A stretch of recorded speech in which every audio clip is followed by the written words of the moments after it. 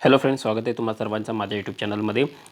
या व्हिडिओमध्ये आपल्याला पाहायचं आहे welfare provision under factory act. म्हणजे फॅक्टरी ॲक्ट जो आहे 1948चा, ह्या कायद्यामध्ये जे काही वेलफेअर प्रोव्हिजन्स नमूद करण्यात आलेले आहे ते आपल्याला काय करायचं आहे, आजच्या या व्हिडिओमध्ये कवर करायचं आहे, पाहायचं आहे।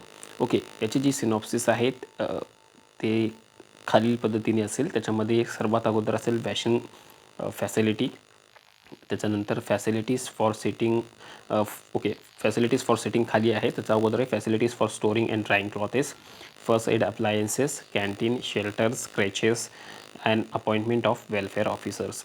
हे सर्व काही तुम्हाला काय करायचं आहे, परीक्षेमध्ये लिहायचं आहे। इफ हा क्वेश्चन परीक्षेमध्ये विचारला तर। आणि IMP क्वेश्चन आहे 2016मध्ये सुद्धा विचारलेला आहे, 2019मध्ये आणि 2022मध्ये विचारलेला आहे, आणि 15 मार्कासाठी याच्यावर प्रश्न विचारला जातो। ओके, सुरुवात करूया आजच्या या व्हिडिओला।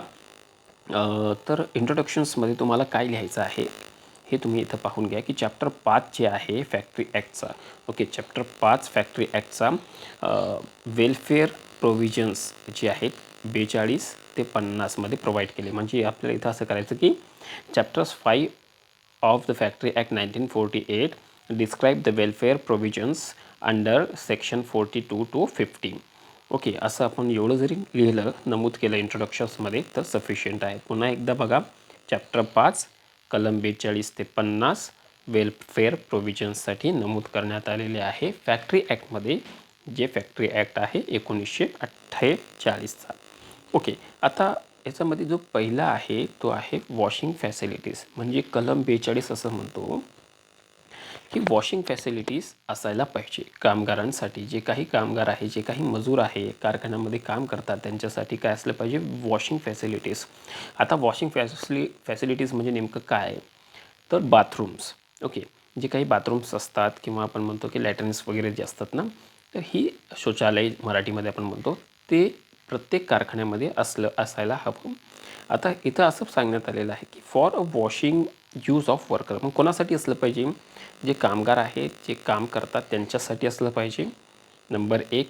नंबर 2 असं म्हटलं की ते सेपरेट असलं पाहिजे, म्हणजे पुरुषांसाठी वेगळं असलं पाहिजे, स्त्रियांसाठी वेगळं असलं पाहिजे, आणि कॉन्व्हिनियंटली ॲक्सेसेबल।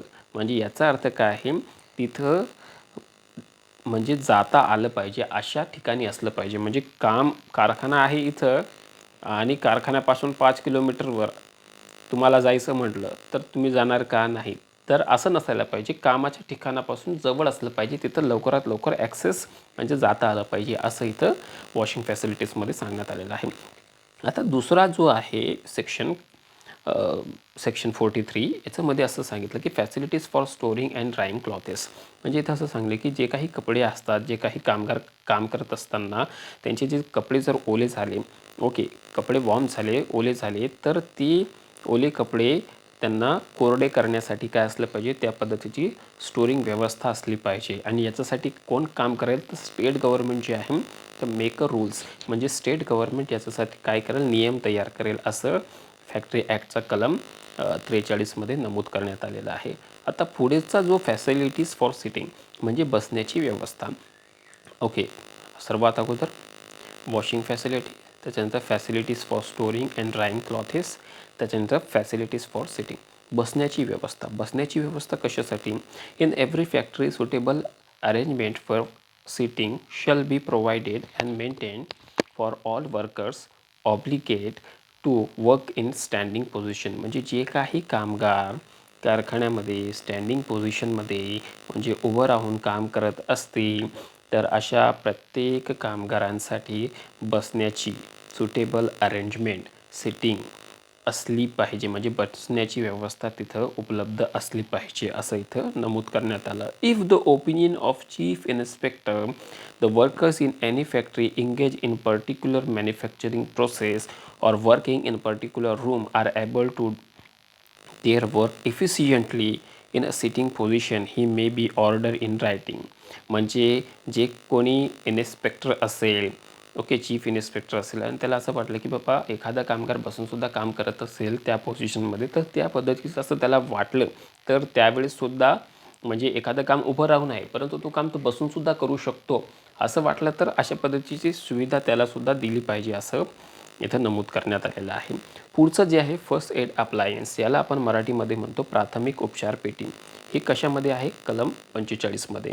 फॅक्टरी ॲक्ट 1948चा कलम 45 जो आहे याच्यामध्ये फर्स्ट एड अप्लायन्सेस म्हणजे प्राथमिक उपचार पेटी असली पाहिजे. एखादा वर्कर फॅक्टरीमध्ये काम करत असेल तर आणि कामाच्या ठिकाणी जर तो इंजर्ड झाला, त्याला थोडं मार लागलं, तर अशा वेळेस तिथं काय असलं पाहिजे?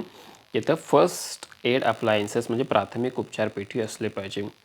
आणि ह्या प्राथमिक उपचार पेटी जी आहे कशी असली पाहिजे? इथं बघा, इथं सांगण्यात आलेलं आहे. त्याच्यामध्ये जे काही बँडेज वगैरे तिथं असतील त्याच्यामध्ये काहीच वाद नाही.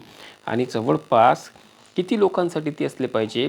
तर not be less than 1 for every 150 म्हणजे 150 लोकांसाठी एक पेटी असली पाहिजे. 150साठी एक. ओके, 150 वेळा. जर 300 असेल तर 2, 450 वर्कर असेल किंवा 500 वर्कर असेल तर 3 प्राथमिक उपचार पेटी तिथं असलं पाहिजे असं सांगण्यात आलेलं आहे. ओके, त्याच्यानंतर जे आहे सेक्शन 46 असं म्हणतो कॅन्टीनसाठी आहे. तिथं असं सांगितलं की the section empower the state government to make a rules. म्हणजे हा सेक्शन एम्पावर्स करतो, अधिकार देतो स्टेट गव्हर्नमेंटला की तुम्ही नियम बनवा. कशासाठी? कॅन्टीनसाठी. कुठे असलं पाहिजे? कॅन्टीन असलं पाहिजे, पण कुठे असलं पाहिजे? Where in a more than 250 workers म्हणजे जिथे 250पेक्षा अधिक कामगार काम करत आहे अशा कामाच्या ठिकाणी, अशा फॅक्टरीमध्ये कॅन्टीनची सेवा सुविधा उपलब्ध करून देण्याची जबाबदारी कोणाची आहे? ते फॅक्टरीची असेल, पण त्याच्या संदर्भामध्ये जे रूल्स आहेत ते रूल्स बनवण्याचं काम किंवा अधिकार कोणाचा आहे? तर स्टेट गव्हर्नमेंटचा आहे. स्टेट गव्हर्नमेंट कॅन्टीन साठी नियमावली तयार करू शकेल, परंतु त्याच्यासाठी अट काय? 250पेक्षा अधिक कामगार तिथं असलं पाहिजे. 2च लोक काम करायला लागलेत आणि त्यामध्ये कॅन्टीन, तर असं होणार आहे का? नाही. तर आपल्यासाठी 250 व्यक्ती असेल तरच तुम्हाला कॅन्टीनची सुविधा उपलब्ध असेल. ओके, आता एक केस आहे बेंगॉलचा आहे, WP वॉल्सफेस्ट स्टेट ऑफ बेंगाल 1970. या केसमध्ये असं म्हणण्यात आलेलं आहे की बाबा जे काही कामगार आहे, काम करणारा मजूर आहे, तो ती कॅन्टीन चालवू शकते का? समजा एखादी फॅक्टरी आहे आणि त्या फॅक्टरीमध्ये कामगार आहेत, तसे खूप कामगार आहेत. त्याच्यापैकी एक कामगाराला असं वाटलं नाही ही कॅन्टीन मीच चालवायला पाहिजे, तर हे करू शकते का? तर सुप्रीम कोर्टनं त्याचा म्हणजे जे कोर्ट आहे त्या कोर्टानं त्याचा आन्सर निगेटिव्हली दिला आणि तो असं म्हटलं की बाबा या कॅन्टीन चालवण्यासाठी जी काही मॅनेजिंग कमिटी असेल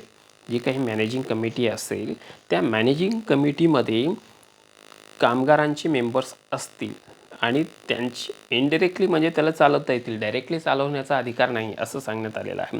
म्हणजे इनडायरेक्टली तो चालू शकेल जर एखाद्या कॅन्टीनमध्ये काही नसेल तर तो मॅनेजिंग कमिटीच्या माध्यमातून तिथं सांगेल की बाबा इथं अशी सुविधा असलं पाहिजे, इथं चहा मिळत नाही, इथं दूधच नसते वगैरे वगैरे जे काही लागते ते तिथं तो सांगू शकेल. परंतु थ्रू आउट द मॅनेजिंग कमिटीच्या माध्यमातूनच त्याला हे करता येईल. आता पुढचं जे पॉईंट आहे सेक्शन 47 त्याच्यामध्ये असं सांगण्यात आलेलं आहे shelters, rest rooms, lunch rooms in every factory where in more than 150 workers. म्हणजे प्रत्येक कारखान्यामध्ये फॅक्टरीमध्ये जिथे 150पेक्षा अधिक कामगार काम करत आहे अशा ठिकाणी ॲडिक्वेट अँड सुटेबल शेल्टर्स असलं पाहिजे. निवाऱ्याची जागा असली पाहिजे, राहण्याची व्यवस्था असली पाहिजे, रेस्टरूम असले पाहिजे आणि लंच रूमसुद्धा असले पाहिजे with the provisions for a drinking water. आणि कशा संदर्भामध्ये असले?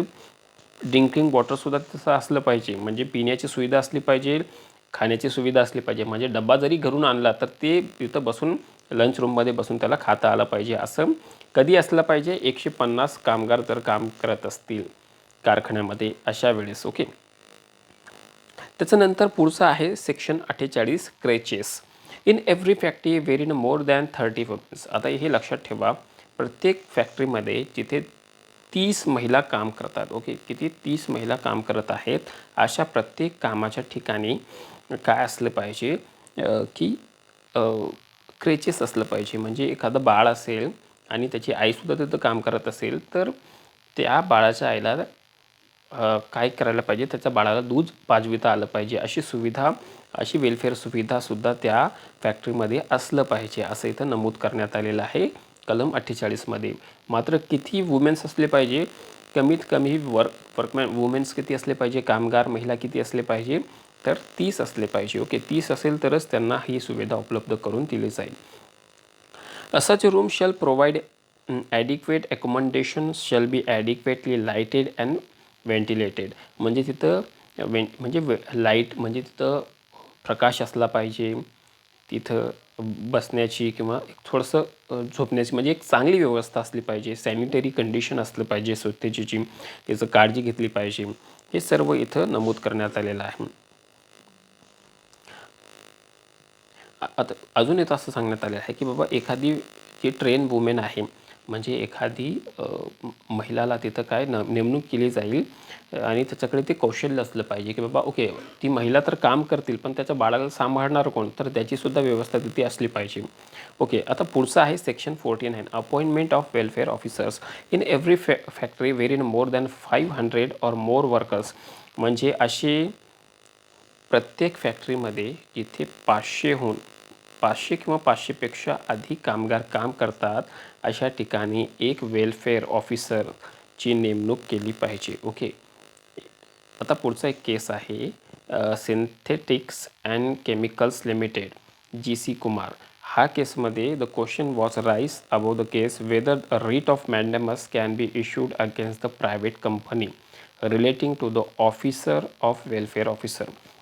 Office of welfare officer. आता मॅन्डेमस काय असते, मॅन्डेमस रीट आहे कलम 32मध्ये हॅबियस कॉर्पस, मॅन्डेमस, सर्श्युररी अशी वेगवेगळे रीट आहेत. तर याच्यामध्ये असं सांगितलं की एखादी प्रायव्हेट कंपनी आहे ओके आणि त्या प्रायव्हेट कंपनीमध्ये जो वेलफेअर ऑफिसर्स आहे त्याच्या अगेन्स्टमध्ये आपल्याला रीट काढायची. रीट कोणती असेल, मॅन्डेमस. तर हे रीट इश्यू करता येईल का, तर माननीय कोर्टानं असं सांगितलेलं आहे after a detailed discussion the court held that being a welfare officer duties are public nature. म्हणजे वेलफेअर जे ऑफिसर आहे त्याचं नेचर कसं आहे, काम करण्याचं पब्लिक इन नेचर आहे. Writ of mandamus can be issued against the private company. म्हणजे रीट ऑफ मॅन्डेमस म्हणजे मॅन्डेमस काय, आदेश देणे. एखादा ऑफिसर चांगल्या पद्धतीनं काम करत नसेल तर कोर्ट त्याला आदेश देतो की बाबा हे काम तुम्ही करा, लवकरात लवकर करा, एवढ्या दिवसामध्ये करा. तर असं मॅन्डेमस हे प्रायव्हेट कंपनीच्या विरोधामध्ये सुद्धा काढता येतो असं या केसमध्ये सांगण्यात आलेलं आहे. आता पुढचं जे आहे ते इथं इंड आहे आणि या इंडमध्ये तुम्हाला हे पॉईंट समजले पाहिजे. आय थिंक मी एकदम शॉर्टमध्ये तुम्हाला सांगण्याचा प्रयत्न केलेला आहे. ओके, पुन्हा एकदा मी रिवाईज करतो. वॉशिंग फॅसिलिटीज, ओके, बाथरूम्स असले पाहिजे, ओके, लॅट्रिनची तिथं काय असली पाहिजे, सुविधा असली पाहिजे. Facilities for storing and drying clothes म्हणजे कपडे वाळवण्याची, ड्राईंग करण्याची सुविधा असली पाहिजे. त्याच्यानंतर बसण्याची व्यवस्था असली पाहिजे. फर्स्ट एड अप्लायन्सेस म्हणजे प्राथमिक उपचार पेटी असली पाहिजे. कॅन्टीन असलं पाहिजे. Shelter, rest rooms and lunch rooms असले पाहिजे. क्रेचेस असले पाहिजे. आणि एकदम लास्टला अपॉइंटमेंट ऑफ वेलफेअर ऑफिसर. म्हणजे या सर्व गोष्टींना बघा इथं लक्षात ठेवा, हे सर्व जे काही दिलेलं आहे यांच्यासाठी याच्यावर निगराणी ठेवण्यासाठी कोण असलं पाहिजे, वेलफेअर ऑफिसर असलं पाहिजे. आणि या वेलफेअर ऑफिसर एखाद्या प्रायव्हेट कंपनीमध्ये असेल तर त्याच्या अगेन्स्टमध्ये काय होते, तर मॅन्डेमसची रीट जी आहे दाखल केली जाऊ शकते असं इथं सांगण्यात आलेलं आहे. आय होप माझा हा व्हिडिओ तुम्हाला समजला असेल. तर माझ्या चॅनलला लाईक करा, शेअर करा आणि सबस्क्राईब करा. थँक्यू.